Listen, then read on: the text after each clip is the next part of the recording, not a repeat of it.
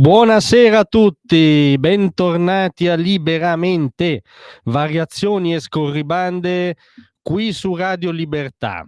Allora noi vorremmo anche parlarvi d'altro, diciamo, oltre alle reiterate manifestazioni d'odio verso l'altro che provengono dalla sinistra.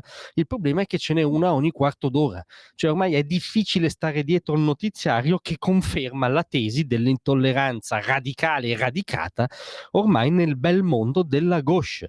Citiamo solo le ultime due per tentare di ricavarne anche una conclusione generale. Il primo episodio è avvenuto al Consiglio Comunale di Genova, quindi non una città secondaria, perché il centrodestra ha osservato un minuto di silenzio in memoria di Charlie Kirk, cioè di un giovane conservatore americano e occidentale ucciso per le sue idee.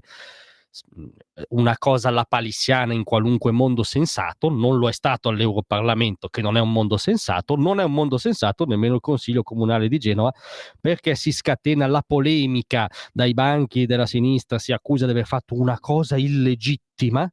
A quel punto una consigliera di Fratelli d'Italia ha detto, stando alle cronache, preoccupatevi di cosa c'era scritto sul proiettile, che siete entrati qua cantando Bella Ciao.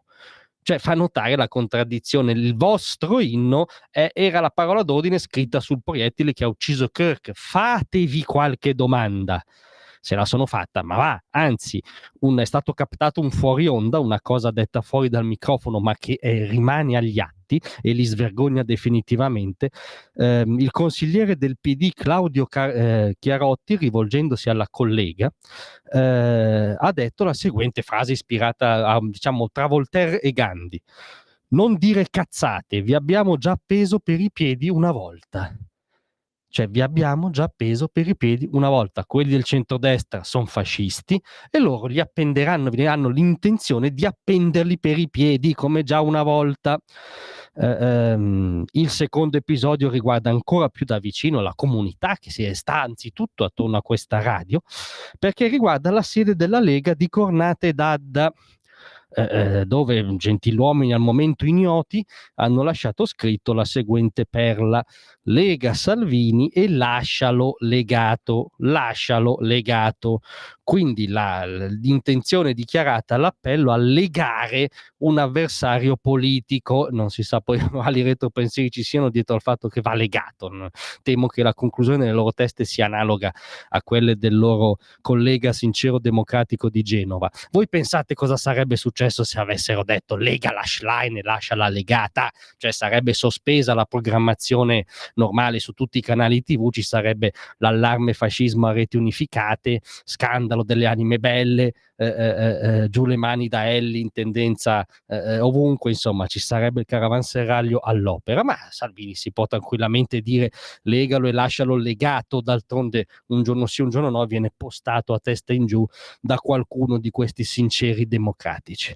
Allora capite che ormai non è che è un problema, ormai è una coazione a ripetere della cronaca, e quando dicono, quando accusano, diciamo, chi come noi mette il dito nella piaga, e la piaga è l'intolleranza estrema della sinistra, una cosa che noi conosciamo, noi italiani, una cosa che Pasolini, Sciascia, Flaiano, cioè non dei bavosi sovranisti all'angolo, definivano già fascismo degli antifascisti, una cosa che si è manifestata anche nell'uccisione di Charlie Kirk. Quindi quando loro signori dicono che non c'entra, che non c'è un legame, che quella è una storia americana, quella certo è una storia anche americana, ma l'ottica culturale è la stessa.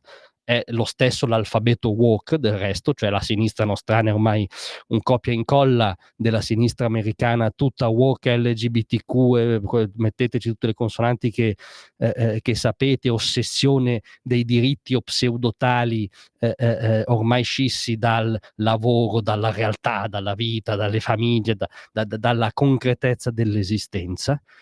Analoga alla sinistra, analogo il virus culturale ormai palese, cioè il fatto che per questo tipo di sinistra non esiste l'altro.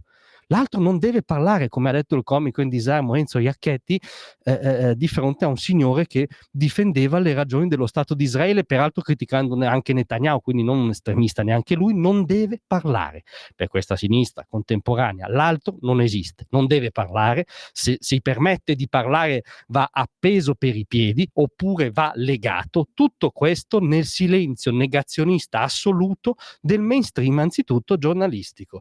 Qui orgogliosamente siamo non mainstream e quindi non cesseremo di sottolineare il fascismo degli antifascisti di oggi, e anche in questo senso vi possiamo anticipare che il raduno di Pontida sarà anche un grande raduno in nome del free speech, della libertà d'espressione, di parola, di pensiero, perché oggi è a rischio, sì, è a rischio nella sua culla, cioè in Occidente, su ambo le sponde dell'Atlantico, e quindi a maggior ragione siamo proiettati a combattere la battaglia.